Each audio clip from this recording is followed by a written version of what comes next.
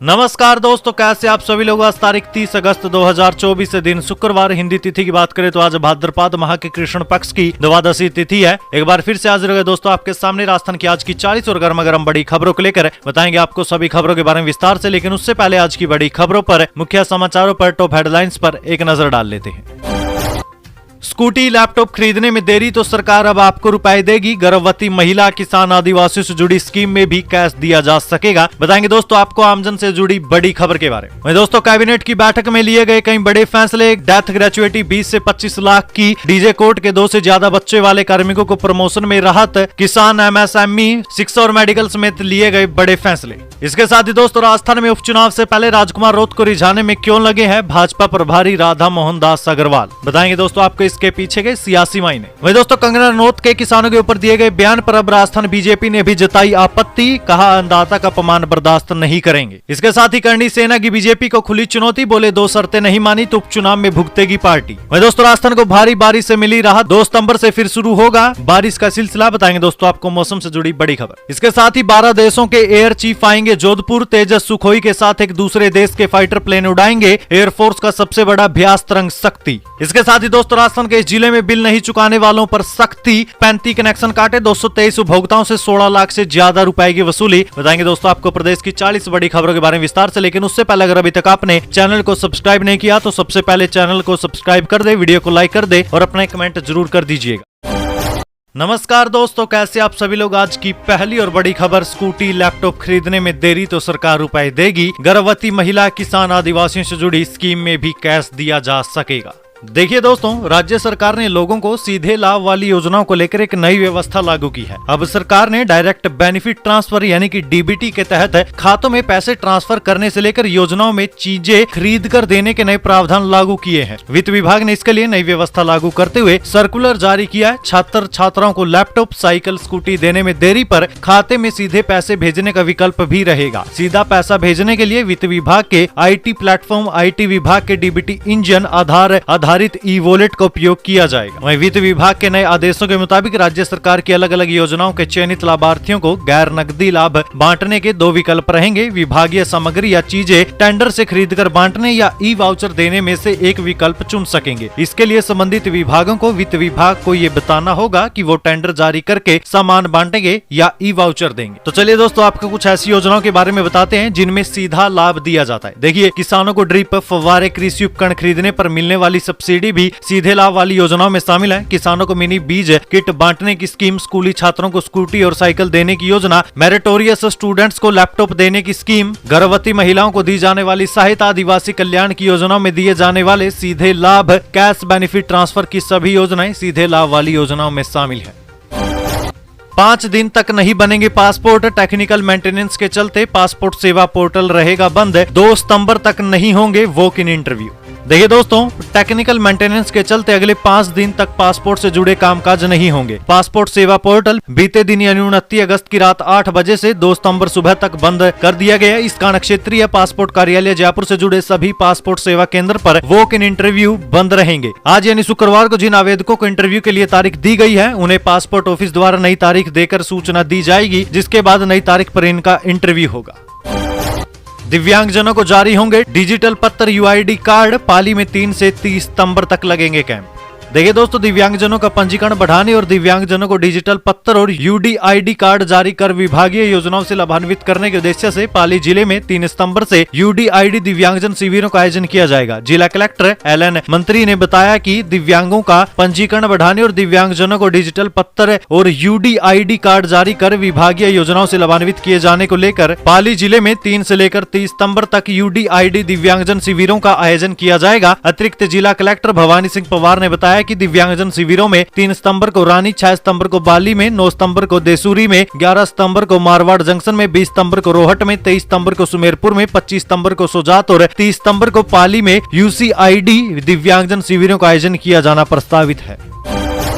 Cabinet बैठक में कई फैसले। डेथ ग्रेचुइटी 20 से 25 लाख की। डीजे कोर्ट के 2 से ज्यादा बच्चों वाले कार्मिकों को प्रमोशन में राहत। देखिए दोस्तों, भजनलाल सरकार की कैबिनेट में कर्मचारियों से जुड़े कई फैसले लिए गए हैं। इसके तहत सरकार ने कर्मचारियों की डेथ ग्रेचुइटी 20 लाख से बढ़ाकर 25 लाख कर दी। जिला न्यायालय में काम करने वाले लिपिक वर्ग, चतुर्थ श्रेणी कर्मचारी और ड्राइवर्स को भी पदोन्नति देने के लिए कैबिनेट ने मंजूरी दी है। 2002 के बाद से 2 से ज्यादा संतान होने पर इन्हें प्रमोशन का लाभ नहीं मिलता था। डिप्टी सीएम प्रेमचंद बारवा ने बताया कि राज्य कर्मचारियों को अब बढ़ी फैमिली पेंशन मिलेगी। सेवा काल में कर्मचारी की मृत्यु पर परिजनों को 10 साल तक बढ़ी दर से फैमिली पेंशन मिलेगी। सरकार ने पेंशनर्स को RGHS में 20,000 की जगह 30,000 तक की आउटडोर सुविधा दी है, यानी पेंशनर 30,000 रुपए तक की दवाएं साल भर में खरीद सकेंगे। RGHS में चिकित्सा सुविधा के लिए माता पिता या सास ससुर में से किसी एक को जोड़ने का विकल्प मिलेगा, बस शर्त यह है कि कार्मिक के साथ निवास करते हो। इसके अलावा RDSS में कृषि के 11 kV फीडर पृथकीकरण को मंजूरी दी गई। इसमें करीब 7,896 करोड़ की लागत से 7,522 काम होंगे। नए सोलर पावर प्लांट लगाने, मीटरिंग, बिलिंग और राजस्व ग्रहण के कार्य को भी फीडर सेग्रीगेशन में ही जोड़ा गया है। ये हाइब्रिड एन्युटी मॉडल पर किया जाएगा, जिससे नए सोलर प्लांट का स्थानीय स्तर पर उपयोग होगा और किसानों को दिन में बिजली मिलेगी। वहीं इधर जयपुर में अजमेर रोड पर दहमी कला में MSME द्वारा स्थापित होने वाले टेक्नोलॉजी सेंटर को सरकार 12 हेक्टेयर निःशुल्क जमीन उपलब्ध करवाएगी। इस केंद्र में MSME उद्योग से जुड़े उद्यमियों को टेक्नोलॉजी का लाभ मिल पाएगा। वहीं बैठक में शिक्षा और मेडिकल विभाग के लिए ट्रांसफर पॉलिसी के प्रारूप का प्रेजेंटेशन दिया गया। मंत्री जोगाराम पटेल ने कहा कि अन्य राज्यों में किस तरीके की ट्रांसफर पॉलिसी है, उसके सुझाव लिए जाएंगे। इसके बाद एक बेहतर ट्रांसफर पॉलिसी प्रदेश में लागू की जाएगी। वहीं प्रदेश में बिजली उत्पादन को बढ़ावा देने के लिए सरकार अडानी रिन्यूएबल एनर्जी सहित 4 कंपनियों को प्रदेश के अलग अलग जिलों में जमीन आवंटन करने का निर्णय ले चुकी है। ठगी का एक और तरीका, लोन देते समय मांगते हैं निजी जानकारी, फिर पीड़ित के मोबाइल के डेटे पर भी कर लेते हैं कब्जा।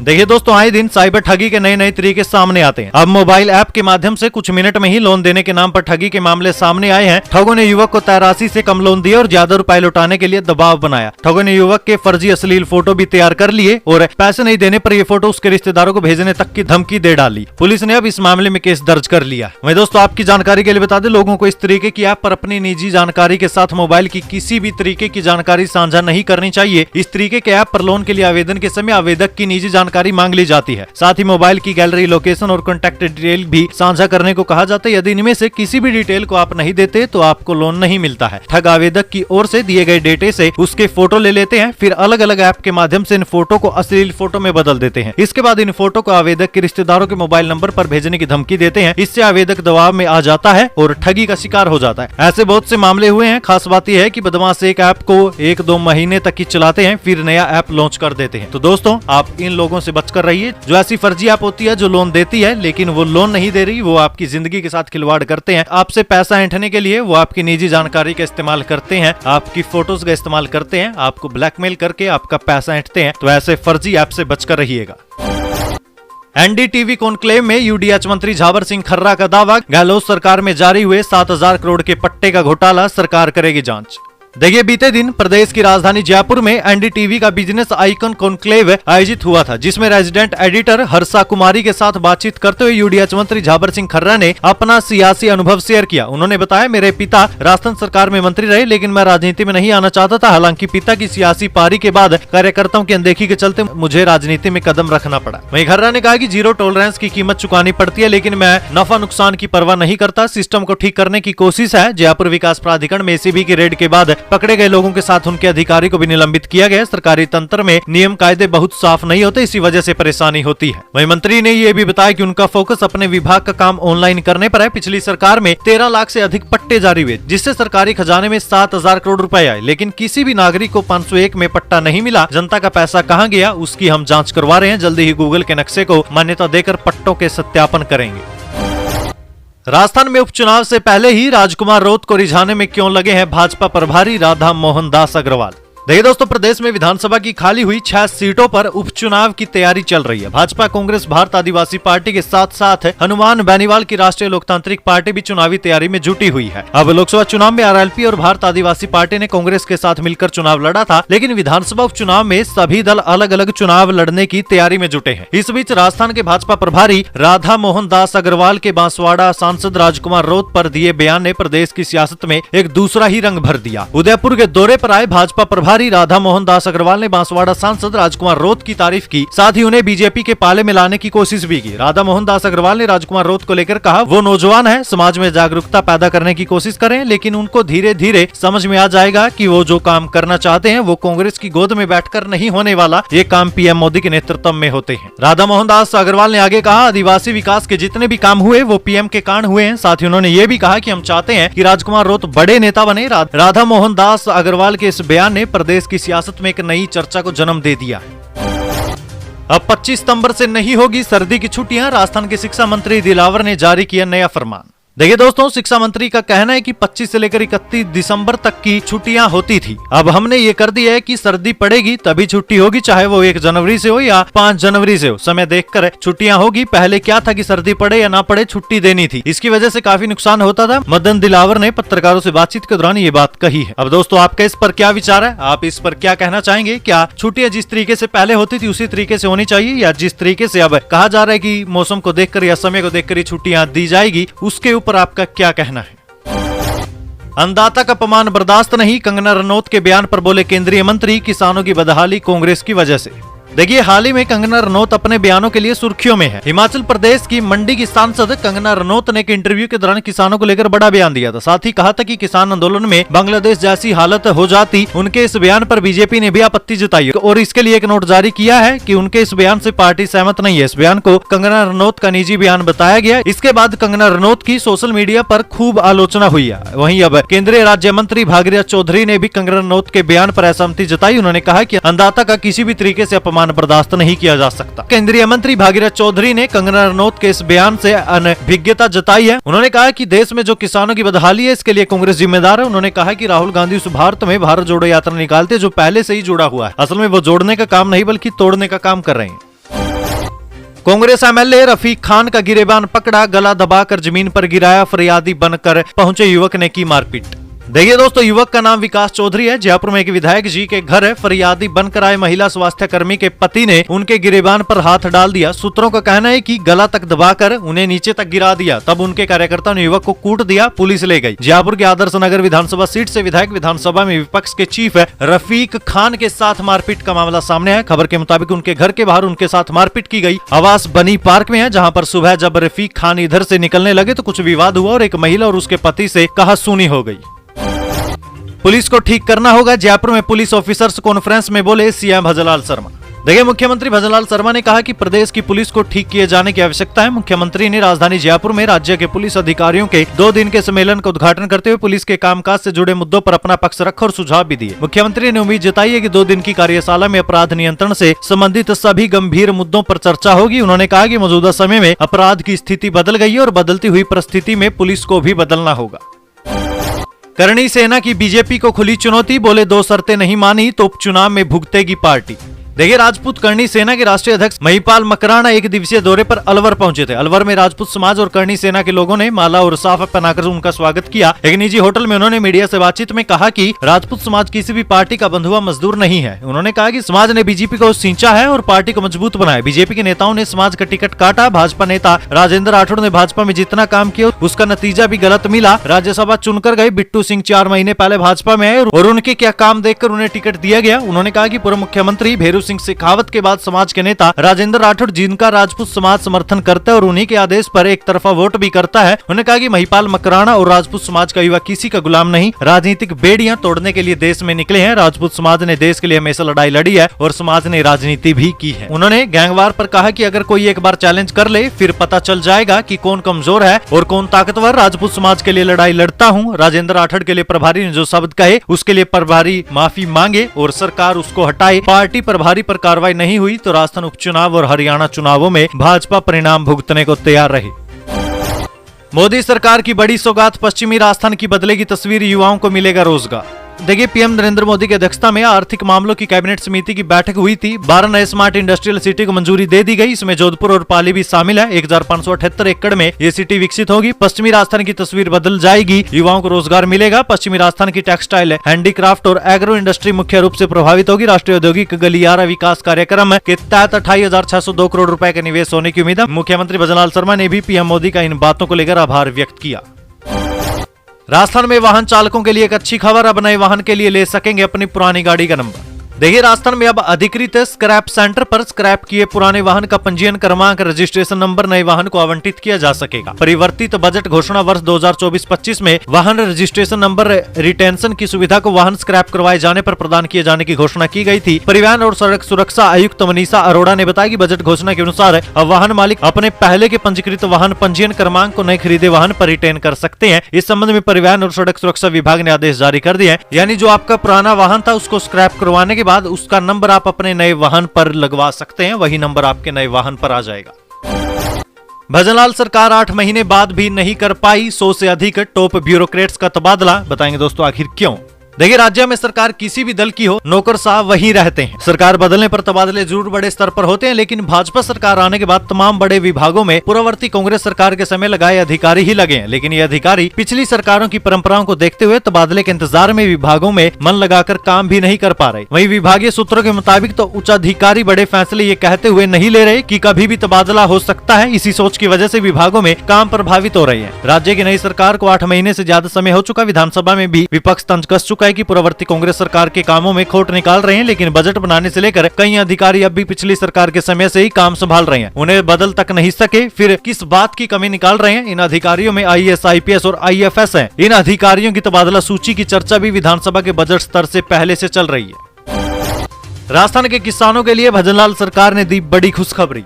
देखिए दोस्तों, राजस्थान सरकार ने राजस्थान सहकारी गोपाल क्रेडिट कार्ड ऋण योजना पोर्टल लॉन्च किया है। गोपालक किसानों को मिलने वाला 1 लाख रुपए तक के ऋण का आवेदन इसी पोर्टल के माध्यम से होगा। सरकार 5 लाख किसानों को ऋण देगी। नेहरू सहकार भवन में आयोजित समारोह में पोर्टल की शुरुआत पर सहकारिता मंत्री गौतम कुमार दत्त ने कहा कि इस ऋण पर पशुपालकों को ब्याज अनुदान मिलेगा। इसे 1 वर्ष की अवधि में चुकाना होगा। ऋण वितरण को पारदर्शी बनाने के उद्देश्य से पोर्टल शुरू किया गया है।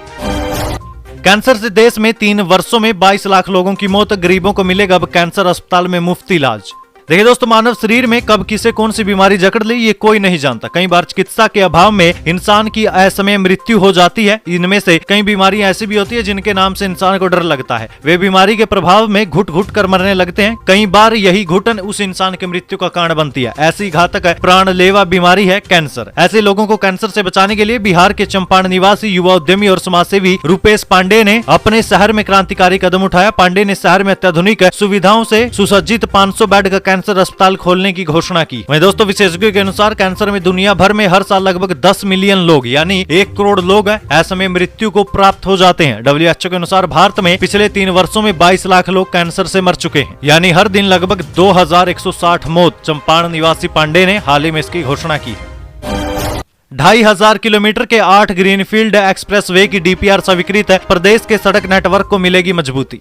देखिए, राजस्थान की उप मुख्यमंत्री दिया कुमारी ने प्रदेश में 2406 किलोमीटर के नए ग्रीनफील्ड एक्सप्रेसवे निर्माण के लिए DPR बनाने की स्वीकृति जारी कर दी है। बजट घोषणा 2024-25 के लिए क्रियान्वयन में प्रदेश के 8 नए ग्रीनफील्ड एक्सप्रेसवे चरणबद्ध रूप से बनाए जाने हैं। DPR बनाने के लिए 30 करोड़ रुपए की राशि स्वीकृत की गई है। वहीं दोस्तों, जिन एक्सप्रेसवे के लिए राशि स्वीकृत की गई है उनमें कोटपुतली से किशनगढ़, जयपुर से भिलवाड़ा, बीकानेर से कोटपुतली, ब्यावर से भरतपुर, जालोर से झालावाड़, अजमेर से बांसवाड़ा, जयपुर से फलोदी, श्रीगंगानगर से कोटपुतली। जलदाय विभाग का बदलेगा ढांचा, जाने सरकार क्या कर रही है, गुणा भाग नौकरियों की आएगी बहार। देखिए, राजस्थान में जलदाय विभाग की स्थापना के बाद पहली बार बड़े बदलाव की तैयारी शुरू हो गई। भजनलाल सरकार PHED में इस बदलाव को नए राजस्थान के नए प्रशासनिक समीकरणों के अनुसार तैयार कर रही है। जल जीवन मिशन योजना में हर घर नल से जल के साथ साथ पेयजल की सभी बड़ी और छोटी योजनाओं का जिम्मा नए सिरे से गठित कर रही है। जलदाय मंत्री ने 25,000 कर्मचारियों की भर्ती का दावा किया है। राजस्थान को भारी बारिश से मिली राहत, 2 सितंबर से फिर शुरू होगा सिलसिला। देखिए दोस्तों, भारी बारिश से जूझ रहे राजस्थान को अब जाकर राहत मिली है, लेकिन ये राहत अस्थायी है। मौसम विभाग के अनुसार 2 सितंबर से मूसलाधार बारिश का दौर फिर से शुरू होगा। इस बीच हल्की फुल्की बारिश होने की संभावना है। आगामी 2 सितंबर से कोटा, उदयपुर, भरतपुर संभाग में फिर से बारिश का दौर शुरू होने की प्रबल संभावना जताई जा रही है। राजस्थान में इस बार मानसून की बारिश औसत से काफी ज्यादा हो चुकी है। दुधारा पशुओं में खुरपका और मुंहपका बीमारी का प्रकोप बढ़ा, फ्री में घर पर लगाए जा रहे हैं टीके। देखिए दोस्तों, पशुपालन विभाग की ओर से पशुओं को खुरपका और मुंहपका बीमारी से बचाने के लिए अभियान शुरू किया गया। इस अभियान में पशुपालक विभाग की टीम घर घर जाकर टीकाकरण कर रही है। पशुपालक विभाग के अनुसार यह अभियान 25 अक्टूबर तक चलेगा। पशुपालन विभाग के संयुक्त निदेशक महेश मीणा ने बताया कि जयपुर जिले की गाय भैंसों को खुरपका और मुंहपका बीमारी से बचाने के लिए करीब 5 लाख पशुओं का FMD टीकाकरण किया जा रहा है। स्कूल शिक्षकों को भजनलाल सरकार देगी 51,000 रुपए तक का सम्मान, जाने गुरुजी कैसे बनेंगे हकदार। देखिए राजस्थान में अभी अगले महीने की शुरुआत में 5 सितंबर को मनाए जाने वाले इस बार के शिक्षक दिवस पर ब्लॉक, जिला स्तर और राज्य स्तर पर कुल 1374 शिक्षकों का सम्मान होगा। बताया जा रहा है कि जिन शिक्षकों का सम्मान किया जा रहा है उनको सम्मान देने के पीछे सरकार ने इस बार कुछ नियमों और शर्तों को लागू किया है। मसलन जिन शिक्षकों का सम्मान होगा उनमें चयन का आधार सबसे ज्यादा योगदान शिक्षकों के 5 साल के परीक्षा परिणाम का रहेगा। वहीं जन सहयोग प्राप्त करने और ग्राउंड असेसमेंट के आधार पर 10-10 और खुद के शैक्षणिक रिकॉर्ड और वार्षिक मूल्यांकन के अधिकतम 5-5 अंक रखे गए हैं। राष्ट्रीय शिक्षक दिवस पर सम्मान उन्हीं शिक्षकों का होगा जो उपयुक्त पात्रता को पूरा करने के साथ साथ प्रकाशन कार्य, वार्ता, शोध कार्य और अध्यापन प्रतियोगिता और राष्ट्रीय कार्यक्रमों में विभिन्न स्तरों पर भागीदारी के आधार पर 5-5 अंकों का मापदंड पूरा कर चुके होंगे। वहीं दोस्तों विभाग को सबसे ज्यादा 60 अंक 5 वर्षों के परीक्षा परिणाम के आधार पर रखा गया है। इसमें कक्षा 9वीं से 12वीं में पढ़ाने वाले शिक्षक 100% परिणाम पर 12, 90 से 100% परिणाम पर 10 और 80 से 90% परिणाम पर 8 अंक प्रति वर्ष लेने पर सम्मान के हकदार में निर्धारण किया गया है। वहीं कक्षा 1 से लेकर 8वीं के शिक्षकों का मूल्यांकन है स्तर 2021-22 से 2023-24 तक के कक्षा 5 और 8 के परिणाम के अलावा कोविड काल में आओ घर में सीखें, स्माइल और कोविड में किए गए कार्यों के आधार पर रखा गया है। रासायनिक उर्वरकों के अंधाधुंध उपयोग से कैंसर रोगियों की संख्या बढ़ रही है, राज्यपाल का बयान। देखिए राज्यपाल हरिभाऊ बागड़े ने कहा कि स्वच्छ पर्यावरण के लिए प्राकृतिक खेती को अपनाना बहुत जरूरी है। उन्होंने कहा कि रासायनिक उर्वरकों के उपयोग से जमीन की उर्वरा शक्ति क्षीण हो रही है। उनके अंधाधुंध उपयोग से कैंसर जैसे असाध्य रोगियों की संख्या भी बढ़ती जा रही है। तेजस और सुखोई के साथ साथ जर्मन और स्पेन के फाइटर प्लेन दिखाएंगे ताकत। एयरफोर्स का सबसे बड़ा अभ्यास है तरंग शक्ति, जोधपुर में 7 देशों की वायुसेना के जवान होंगे शामिल।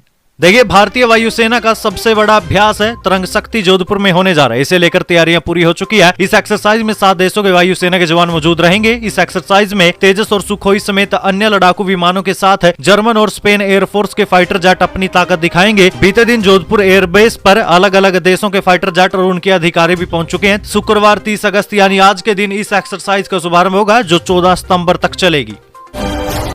खींवसर में 10वें दिन छात्रों की भूख हड़ताल खत्म हुई। सांसद हनुमान बेनीवाल ने जूस पिलाकर तुड़वाया अनशन, मांगे पूरी करवाने का भरोसा दिलाया। देखिए खींवसर उपखंड मुख्यालय स्थित सरकारी पीजी कॉलेज के छात्रों की चल रही भूख हड़ताल 10वें दिन समाप्त की गई। 5 सूत्रीय मांगों को लेकर धरना दे रहे छात्रों के बीच सांसद हनुमान बेनीवाल पहुंचे। सांसद बेनीवाल ने छात्रों और छात्राओं से कहा कि वे जिम्मेदारी लेकर इन सभी मांगों को पूरा करवाएंगे। इसके बाद सांसद बेनीवाल ने आंदोलनरत स्टूडेंट्स को जूस पिलाकर भूख हड़ताल खत्म करवाई। बिजली बिल नहीं चुकाने वालों पर सख्ती, 50 कनेक्शन काटे, 223 उपभोक्ताओं से 16 लाख से ज्यादा रुपए वसूले।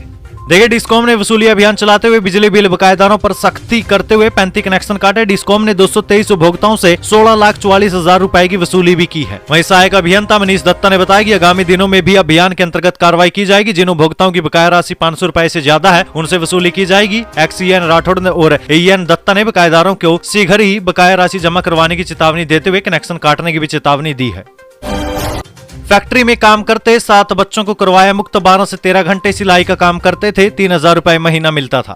देखिए पुष्कर के बांसेली में अनवर आलम कपड़ा सिलाई फैक्ट्री में 7 बच्चों को बाल श्रम करते मुक्त करवाया गया। फैक्ट्री मालिक के खिलाफ बाल श्रम एक्ट के तहत मुकदमा दर्ज किया गया। सभी बच्चे बिहार के रहने वाले हैं। कार्रवाई मानव तस्करी विरोधी इकाई, चाइल्ड हेल्पलाइन अजमेर, श्रम विभाग व कैलाश सत्यार्थी चिल्ड्रन फाउंडेशन की संयुक्त टीम ने की है। बच्चों से फैक्ट्री में 12 से 13 घंटे तक सिलाई का काम करवाया जाता था, वो भी मात्र 3,000 रुपए महीना में।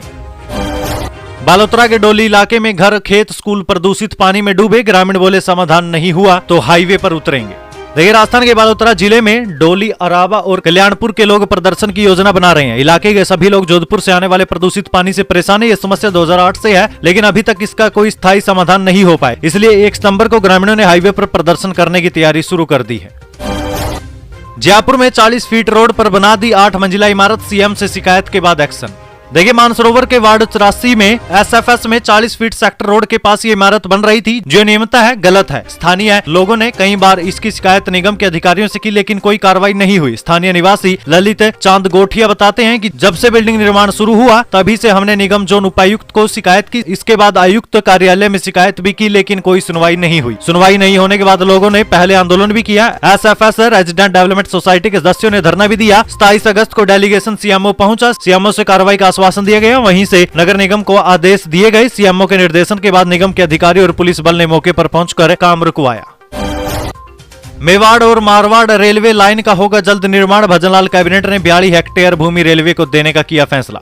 देखिए, संसदीय कार्य मंत्री जोगाराम पटेल ने बताया कि राजसमंद, देवगढ़, नाथद्वारा और आमेट उपखंडों की कुल 42 हेक्टेयर भूमि राजस्थान भू राजस्व अधिनियम 1956 की धारा 102 के अंतर्गत नाथद्वारा से देवगढ़ से मदारिया आमान परिवर्तन परियोजना के लिए रेलवे मंत्रालय को आवंटित करने की स्वीकृति मंत्रिमंडल बैठक में प्रदान की गई है।